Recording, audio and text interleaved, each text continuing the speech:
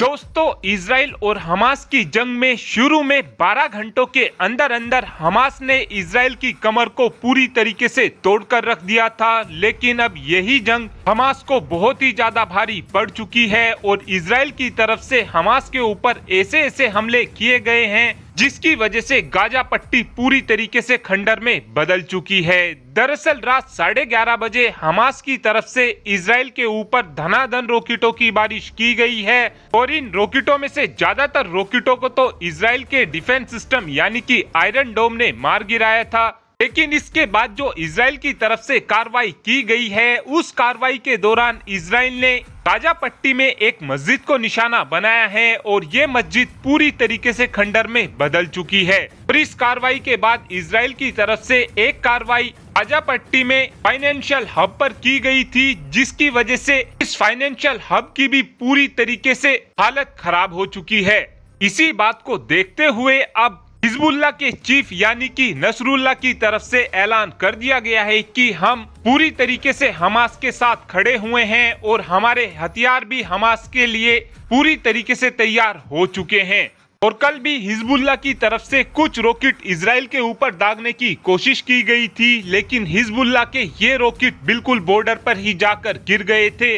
इसी बात को देखते हुए अब इजराइल की सेना की तरफ से जो इजरायली लोग बॉर्डर के आसपास रहते हैं, इनको पीछे हटाना शुरू कर दिया गया है। साथ में इजराइल की तरफ से हैवी मिलिट्री का डिप्लॉयमेंट भी लेबनान के बॉर्डर पर करना शुरू कर दिया गया है।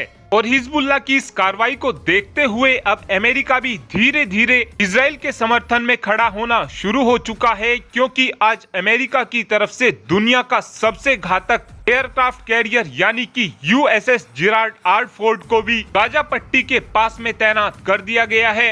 USS Gerald R Ford America का वो हथियार है जो पूरे के पूरे शहर को अकेला ही तबाह कर देता है, क्योंकि इस एयरक्राफ्ट कैरियर पर इतना असला होता है जो बड़े से बड़े शहर को स्टोन एज में पहुंचा सकता है। अमेरिका की तरफ से अपने इस एयरक्राफ्ट कैरियर को इसलिए भी गाजा पट्टी के पास में तैनात किया गया है, यदि हिजबुल्लाह की तरफ से इजराइल के ऊपर हमला किया जाता है तो उस कंडीशन में अमेरिका की तरफ से हिजबुल्लाह को जवाब दिया जाएगा। क्योंकि अमेरिका पहले भी बोल चुका है कि यदि इस जंग के बीच में कोई तीसरा देश घुसने की कोशिश करता है तो उसको सीधे ही अमेरिका से पंगा लेना होगा। अमेरिका के इस एयरक्राफ्ट कैरियर के तैनात होने के बाद हमास के लड़ाकों की तरफ से अमेरिका को भी धमकी देते हुए कहा गया है कि आप अपने इस एयरक्राफ्ट कैरियर को पीछे ही रखना, नहीं तो हम आपके एयरक्राफ्ट कैरियर को भी डुबाने में थोड़ा भी समय नहीं लेंगे। और जो इजराइल की तरफ से कल धमकी दी गई थी कि गाजा पट्टी को जल्द से जल्द खाली कर दिया जाए, अब यही गाजा पट्टी खाली भी होनी शुरू हो चुकी है और बहुत से गाजा पट्टी के लोग यूएन के पीस कीपिंग